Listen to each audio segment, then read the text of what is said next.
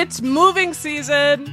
Folks are out donating their pre-loved items to St. Vinny's. So it's also a prime time to thrift that affordable furniture and clothing. And speaking of donating, did you know that Vinny's does free at-home pickups across Dane County? Pack up your items, give them a call, and they'll pick up your goods for free. If you have bulky furniture like tables and couches, y'all, skip the landfill. Give your goods a second life. And when you support St. Vinny's, you support families in need in Dane County. To schedule a home pickup, visit the website svdpmadison.org/home-pickups.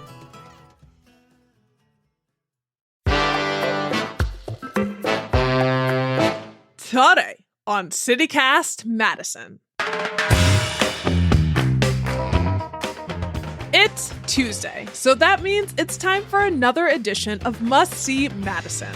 And y'all, it is moving week for much of the Isthmus and beyond. So we're looking at our city's built environment. We know most people value an attractive city with charming historic buildings and districts. And as Madison's population grows, so does the demand for housing, particularly at the desirable city center downtown. So inquiring minds want to know, what's truly historic and needs saving versus what can be rebuilt to address our housing needs? We sat down with Madison historian and longtime former chair of the Madison Landmarks Commission, Stu Levitan, to ask just that, and to learn about what goes into our city's historic preservation process. It's Tuesday, August 13th. I'm Bianca Martin, and here's what Madison's talking about. Stu, hey, how are you? I'm great, Bianca. Good to see you. Likewise. It's wonderful to see you. You are one of the keepers of our stories here in Madison. Well, I try. I think it's important. That's why I was pleased to serve on the Landmarks Commission for so many years and why I like writing these history books, because I think history is important. Yes. If you don't know where you've been, you won't know where you're going. It's true. And you know what? You once headed up the Madison Landmarks Commission, among many other leadership positions that you've held in our city. I was chair for about half of my 12 years on the commission, and it was a great honor, and I thought we did some good work. I had some great people to work with, and it was a great experience. Yeah. And so what does that body do? That body creates and protects historic landmarks, landmark sites, and historic districts. There are a number of standards for which a building or a district would need to meet in order to be a historic landmark or a historic district. Would you like me to explain what those are and give you examples and how that works? Sure, that sounds good. Yeah, kind of a brief overview of that process. Okay, so there are 5 standards for being a historic site or a historic district, whether it is associated with a broad pattern of the cultural or the political or the economic or the social history of the location of Madison. That would be something like Machinery Row, showing how we were a center point of the agricultural implement industry, the tobacco warehouses, the Badger State shoe factory. Those are examples of landmarks that are economic or social history. Whether or not a building is associated with the life of an important person or events. The city just created a landmark site for Catherine Clarenbach's home on the west side of Madison. Catherine Clarenbach was one of the founders of the modern feminist movement. She was one of the founders of the National Organization for Women. And so her house is a landmark. Aldo Leopold's house, one of the fathers of the environmental and conservation movement, whether or not it has important archaeological or anthropological significance.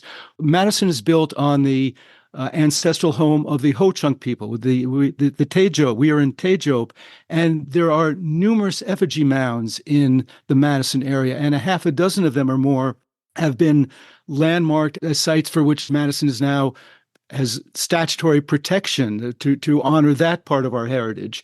Whether or not it embodies distinguishing characteristics of architectural types, going back to Italianate sandstone from the 1850s, or the Queen Anne and Richardson Romanesque of the late 19th century, Art Deco, Art Moderne, the Prairie style, or whether or not it's representative of the work of a master builder or designer. We've got 5 Frank Lloyd Wright buildings that we've landmarked. We've got Louis Sullivan. We've got Claude and Starks. Those are the standards that a property or a district would have to meet in order to get landmark status or be created as a historic district. And so the commission, that's the work that you all do, is making those determinations and making recommendations to the city council on what should be preserved. Does that sound fair? Yes. Yeah. When we were created, originally the Landmark Commission actually had the power to designate landmarks in historic districts, but over time, I think appropriately that designation was given up to the Common Council because there are certain restrictions that go on with landmark designation as a district or a site. There are things you can't do without approval. You need a certificate of appropriateness for external modifications or to tear down a building. And, there's some historic ordinances, the one that regulate interior design. I know the Historic Preservation Ordinance in Galena, Illinois, regulates interior paint styles. I don't think the people of Madison would have let us do that, but we do have significant power to regulate the exterior of a property or what's built in a historic district. Yeah, and this work is really, really of interest to so many right now because we're in this, one of the main topics our city is facing is discussing affordable housing. Yes. And that's always a topic, and it's huge right now. I do want to ask, the commission makes recommendations to the city council, so that's the structure, but the council doesn't have to take your advice. So do you guys often align? Is there a lot of back and forth? We've generally been of the same mind. There were 2 very big controversies about 10, 15 years ago that showed both sides of that equation. One was when the Edgewater Hotel wanted a massive expansion, a new high-rise at the end of Wisconsin Avenue. It's in the Mansion Hill Historic District, which regulates the massing of buildings, and you're not supposed to be able to build a building that is out of conformity with the general size of buildings in the immediate area. The Edgewater Hotel is huge, and appropriately applying the ordinance, the Landmarks Commission rejected the certificate of appropriateness and said, no, you can't build it. They appealed it to the Common Council, and the Common Council, looking at the broader citywide issue of economic development, tourism, expansion, decided that it was in the city's long-term interest to override the Landmarks Commission and approve the Edgewater expansion. And I understood that from the citywide perspective. A few years later, also in Mansion Hill, a few blocks away, a developer wanted to tear down a 1960s high-rise, tear down a 1870s rooming house and move another house and build 3 large brownstones. And the Landmarks Commission, again, rejected that because the massing of those 3 buildings was too great for the neighborhood. And the developer fought us at the Common Council, and the Common Council sustained the Landmarks Commission overwhelmingly. Now, I think if that same controversy came today, the current Common Council would very likely overturn the Landmarks Commission and decide to tear down the Highlander, tear down that other 1870 building, and build the new housing. I don't know what the Landmarks Commission would do, but I think the Common Council would have a very different attitude about that sort of development than it did in 2014 when this happened. So there's these regular tensions, ongoing tensions that are going to be happening between economic development and preserving the historic nature of... When you said economic development, that's a very interesting way to look at it, because when the Landmarks Ordinance was created, it was part of the downtown revitalization plan, and it was seen as a means of enhancing economic development. The protection of historic resources was considered an economic positive.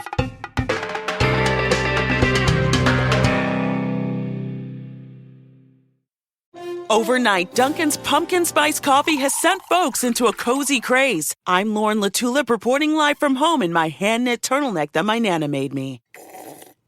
Cinnamony. The home with Dunkin' is where you want to be.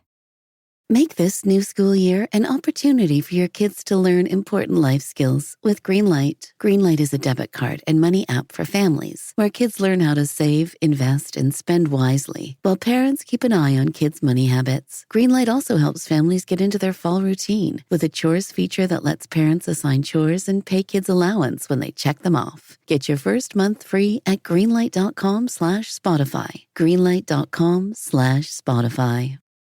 It sounded like when you were describing sort of the works of the commission that it's both like preserving singular buildings and structures, but also preserving the nature of the neighborhood.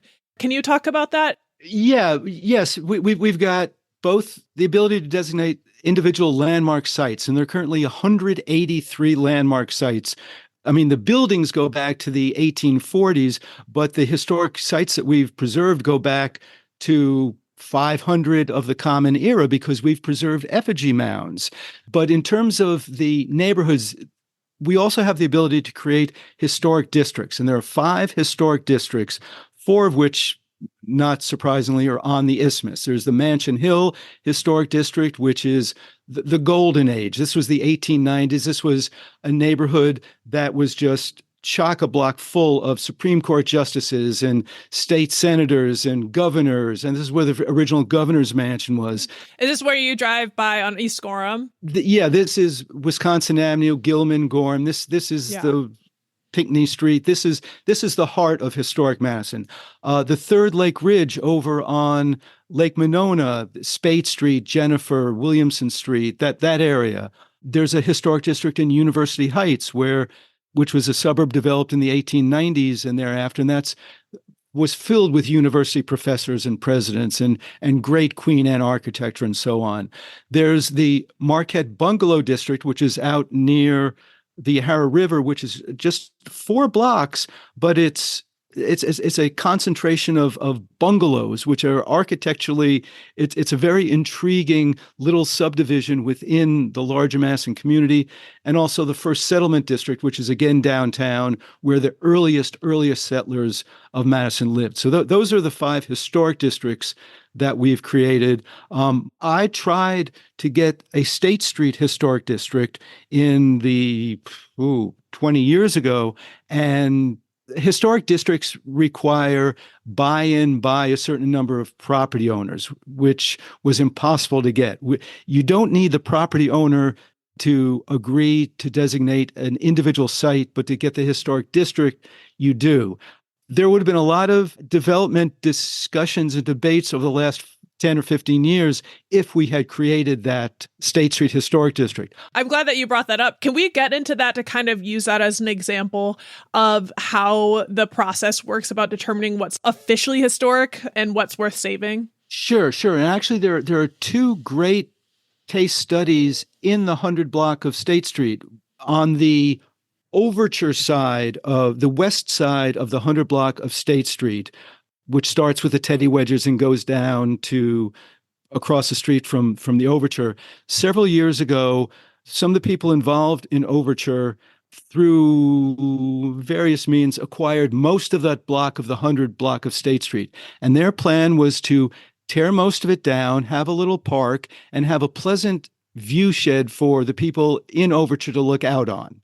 And the Landmarks Commission fought that with everything we had. I mean, I even commissioned a landscape architect to make new drawings of how those properties that were there could be saved and renovated and brought into good use.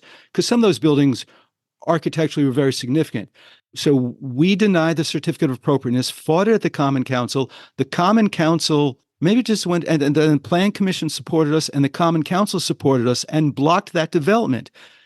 The Overture people, and I'm speaking mainly about Grant Fauci and the Fauci family, they could have just walked away. They could have said, the hell with it. We had a great idea. We're going to just leave these properties to decay and good riddance. And what they did, to their credit, is they said, okay, you didn't like our plan. Let's see what we can do to improve this block. And if you go down that block of State Street, you'll see those buildings have been, the building on the corner has been recreated in its legitimate architectural style. There are new economic development opportunities. The Madison Community Foundation is one of those buildings. There's wine and chocolate shops there. That block has been saved and was a perfect example of how the process works correctly. Wow. Developers came in with an idea. We said, nah, it's not going to work. And they stuck with it, to their credits. I think, that's a real success story. Yeah, that's fascinating to me to hear about the idea of creating, as much as I like parks and sitting in the grass. Now we have this constant conversation about housing. Right. But if people ever eat at the Cento, that was one of the buildings that was going to be torn down for a little park. We said, no, this is a building that's worth saving. And they said, okay, we can do that. On the other side of State Street, there was a proposal several years ago, back when I was still chair of the commission, to build a boutique hotel. And we said, okay, yeah, we can support that. It's a good design. It's architecturally legitimate. And we gave them the certificate of appropriateness. Unfortunately, the money got tight, the financing fell through, but it wasn't regulation that stopped that project. It was capitalism. The hand of the market. The hand of the market, and the hand of the bankers in the market. Yeah. I tell you, I was dumbstruck when the Plan Commission rejected that project down in the 400 block of State Street. I could have bet money that would just sail through. And I'm not sure what happened there, because I thought the dynamic of today's council and today's commissioners was, you're going to build housing? Okay, you can do it. In my neighborhood, they even put $1 million house on a historic site that is not going to be affordable housing. But there is kind of an overarching question, like, how do we balance the needs of saving old buildings and buildings with historic value and our needs for housing? We have the tools in place. We have what I think is one of the best ordinances in the country on historic preservation. We went through a complete rewrite of the ordinance maybe 6 or 7 years ago. The Landmarks Commission, I thought, did a good job. The Common Council, I think, even improved it. So we've got an ordinance in place that does that balance. It provides opportunities for input from all interested stakeholders. It has a meaningful role for the council to provide oversight for the commission, and it depends on the people who are appointed and elected to exercise those levels of power. And that's up to the voters to elect good alders and a good mayor. It's up to the mayor to appoint good commissioners who understand the role of landmarks, who understand the role and the need for affordable housing and housing in general and economic development. And it's ultimately up to the people involved, because the system is in place. And I have to say, looking at some of the proposals and things that are happening around State Street and around the Capitol, I found it really interesting that the other component is the building owners. And a lot of these buildings have been left to disarray. And so that has to be in consideration.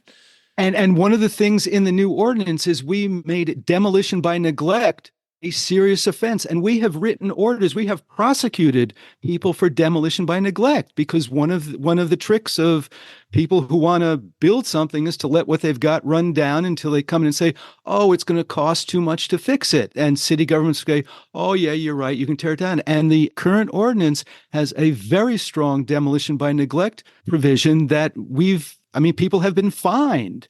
And you can't get away with that in Madison anymore. It sounds like people who are bad at ending relationships, and they're like, I'm not going to break up with you, but I'm going to stay in the relationship and let this deteriorate, and then it'll be too far gone. But you're saying, no, we are not allowing that. We will fine people for that reason. I am curious, what are some of Madison's maybe biggest mistakes that we've ever made? Like things that we did not save, but in hindsight, we're like, yo, we definitely should have. The first great example was a farmhouse out University Avenue called Mapleside. It was built by Abel and Pamela Dunning in 1846. They were the first white settlers in Dane County to plant crops. And this was a massive Georgian revival farmhouse. It had, sandstone 18 inches thick. It had 30-foot beams. It even had basement tunnels that were said to be stops on the Underground Railroad. This was an important building. It was important people. It was architecturally important. And in 1969, somebody wanted to buy it to tear it down to build a Burger King. And this went on back and forth for months. And finally, there was no way the city could stop it. And on Valentine's Day, 1970, Mapleside was torn down to build a Burger King that went out of business shortly thereafter. It's 3535 University Avenue. In the aftermath of that, the mayor at the time, who was Bill Dyke, who was the most conservative mayor in the modern era of Madison. I mean, this is the guy who Paul Soglin would then beat in 1973. This was a guy who ran with Lester Maddox as his vice presidential candidate in 1976. This was an arch conservative mayor. He sponsored the Landmarks Commission ordinance because he recognized that historic preservation is an important aspect to a community's identity. So that's the great example of a building that should have been saved. The William Vilas mansion at the corner of Wisconsin and Gilman, and the Lucian Vilas Hanks home next door. Those were extraordinary homes of the 19th century that should have been saved. So those are the first two things that really jump out as, oh, we blew that one. But the Mapleside has served us in its death because it provided the impetus to create the Historic Preservation Ordinance. Wow. Well, we only get to take a bite out of this, but I feel like we covered so much ground. And, are there any last thoughts that you have on the value and importance of considering the historic nature of our neighborhoods and our structures here in Madison as development continues? Just to remember that experiencing the places where our forebears lived and worked helps us understand their lives and times, and it provides us with an insight into how we got here and what our lives and times are.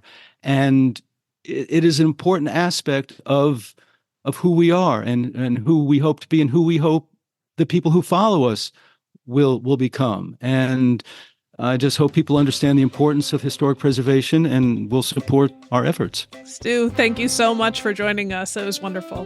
My pleasure, Bianca. Thanks for having me. That's Madison historian Stu Levitan.